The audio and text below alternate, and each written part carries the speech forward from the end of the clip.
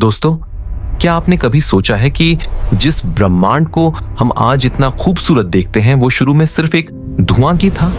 और क्या आपने कभी गौर किया है कि जो सफेद और शुद्ध दूध आप पीते हैं वो एक जानवर के शरीर के अंदर गंदगी और खून के बीच से होकर कैसे गुजरता है?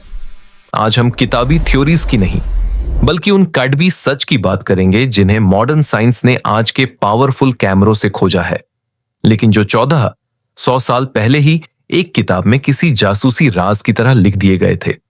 चलिए सच की तलाश शुरू करते हैं। अस्सलाम वालेकुम, मैं हूं आपका होस्ट और आप देख रहे हैं सच की तलाश। यहां हम विज्ञान के मुश्किल रास्तों से होकर उस सच तक पहुंचते हैं जो हमें उस एक बनाने वाले की तरफ ले जाता है। चलिए शुरू करते हैं उस वक्त से जब ना ये धरती थी और ना ये सितारे।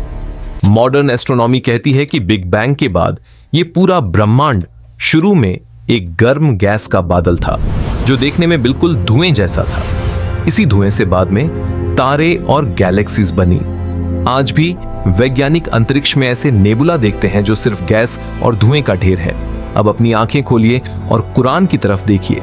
सूरह फुस्सिलत आयत 11 अल्लाह फरमाता है, फिर उसने आसमान की तरफ रुख किया और वो उस वक्त धुआं दुखान था।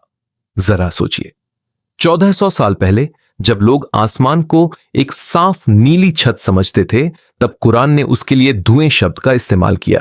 जो बात साइंस ने अब समझी है, कुरान ने सदियों पहले बता दी थी। ये बात 1400 साल पहले कौन कह सकता है? बेशक बनाने वाले से बेहतर कोई नहीं जानता। अब वापस अपनी धरती पर आते हैं।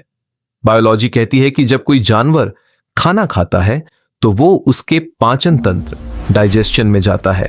वहां से जरूरी पोषक तत्व खून में मिलते हैं और फिर वही खून मेमरी ग्लैंड्स तक पहुंचता है जहां से दूध निकलता है। यानी दूध पेट की गंदगी और खून के बिल्कुल बीच में तैयार होता है। अब कुरान का चमत्कार देखिए। सूरह अन-नहल आयत 66 अल्लाह फरमाता है, और तुम्हारे लिए जानवरों में भी एक सबक है। हम तुम्हें उनके पेट की गंदगी और खून के बीच से खालिस प्योर दूध पिलाते हैं जो पीने वालों के लिए खुशगवार है। जरा गौर कीजिए, खून और पेट की गंदगी के बीच से दूध का निकलना, ये वो साइंटिफिक प्रोसेस है जिसे समझने में डॉक्टरों को सदियां लग गई। आखिर में बात करते हैं उस शहद की जिसे हम बड़े चाव से खाते हैं। साइंस कहती है कि एक मधुमक्खी हजारों फूलों का रस छकती है और अपने छत्ते तक वापस पहुंचने के लिए एक बहुत ही मुश्किल रास्ता तय करती है। लेकिन क्या आपको पता है कि छत्ते में सिर्फ मादा फीमेल मधुमक्खी ही काम करती है? अब कुरान देखिए, सूरह अन-नहल आयत 68 और 69।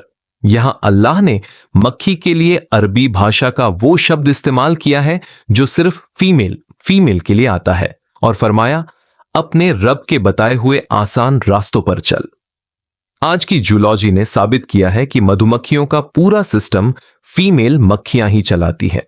तो दोस्तों, ब्रह्मांड का वो धुआं हो, खून और गंदगी के बीच से निकलता वो सफेद दूध हो, या उस छोटी सी मधुमक्खी का रास्ता, ये सब सिर्फ इत्तेफाक नहीं हो सकते। क्या यह मुमकिन नहीं कि यह सीधे अल्लाह का ही कलाम हो? यह बात 1400 साल पहले कौन कह सकता है?